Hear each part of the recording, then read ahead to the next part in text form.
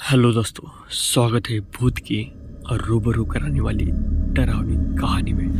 दोस्तों, आज मैं आपके लिए फिर से बेहद ही डरावनी सच्ची घटना पर आधारित भूतिया कहानी लेके आया हूँ। आज की ये कहानी सुनाई है साधना ने।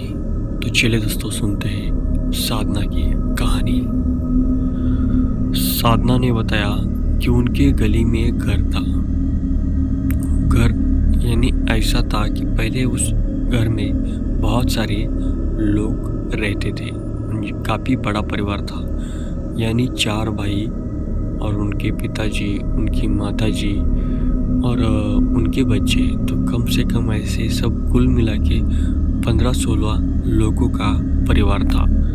तो होता ये है कि जो 4 भाई थे उनको 2 माताएं होती है और उनमें से एक माता की डेथ हो जाती है।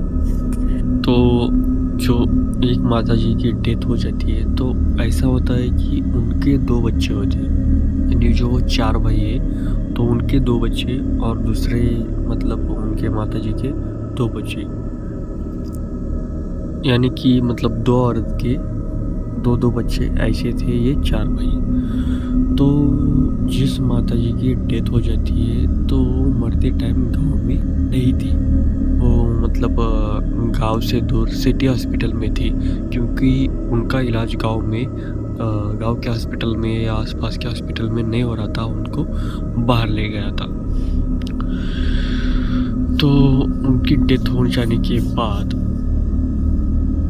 उनके शव को करीब करीब मतलब दूसरे दिन गांव में लाया जाता है उनकी बॉडी को। और बॉडी को लाने के बाद सब कुछ मतलब जो उनकी अंतिम क्रिया होती है वो हो चुकी। सब कुछ होने के बाद उनको खेत में ले जाके दफनाया। तो हर समाज में अलग अलग होता है, तो हमारे इधर उन्होंने दफनाने का काम किया तो उनको दफना दिया।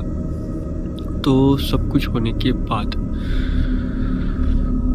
एक बार क्या होता है कि पंचांग देखना होता है। जो आदमी मरा है वो कैसा मतलब वो अच्छे से मरा है, उसकी मरते टाइम इच्छा क्या थी या उसका कुछ रह गया, तो ऐसा पंचांग देखना होता है। तो उन्होंने कहा कि जब उनकी डेथ हो गई थी और जब उनको लाया जा रहा था तब एक बार पंचांग देखा गया था।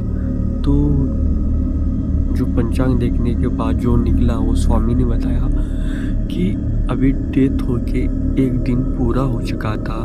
तो जो अपने गांव का मतलब बाउंड्री बोलते हैं उसको, तो उस बॉडी को अंदर नहीं लाना था। तो उस माता जी यानी उनकी बॉडी है उनको गांव के अंदर नहीं लाना था, ऐसा कहा गया था। तो पंचांग में ये निकला था, लेकिन अभी उनकी बात कौन मानेगा।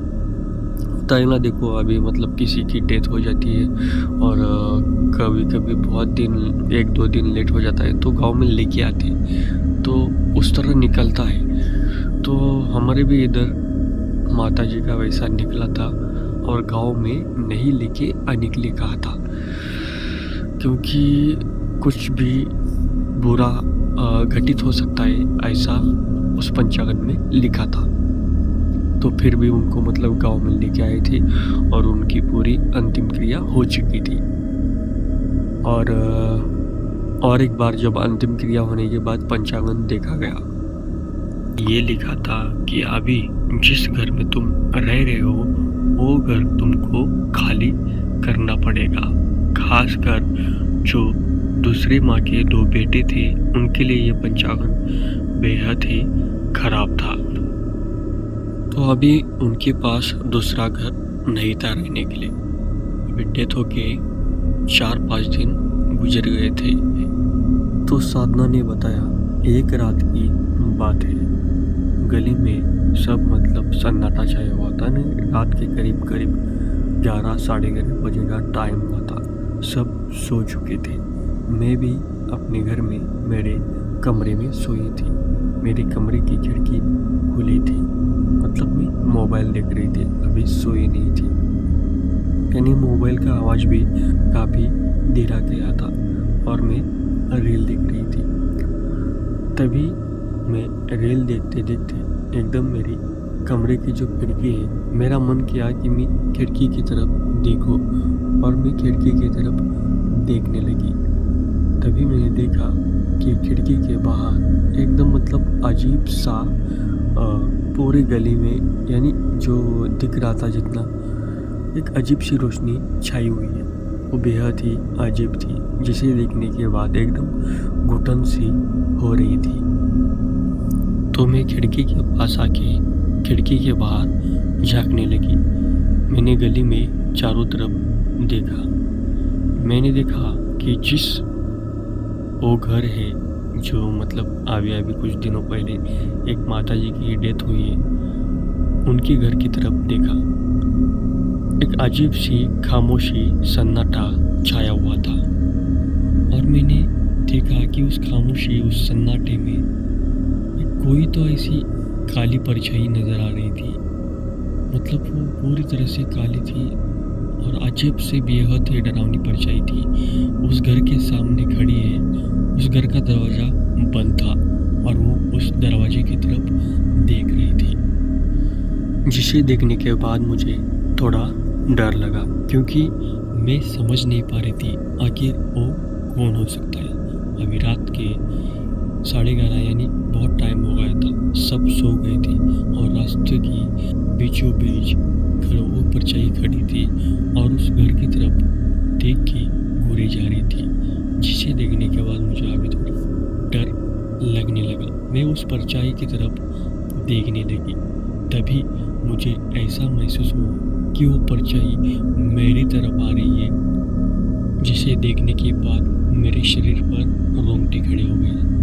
मैंने खिड़की से बाहर का अपना सर अंदर लिया और फटक से खिड़की बंद कर दी और मैं भागते हुए मेरे बिस्तर पर आके सो गई। मैं उस दिन रात में पूरी रात सोने की बहुत कोशिश की, लेकिन मुझे नींद ही नहीं आई। एक तो ऊपर से मैं डर चुकी थी और जो मेरी गली में आवारा कुत्ते थे वो रात भर रोने लगे थे।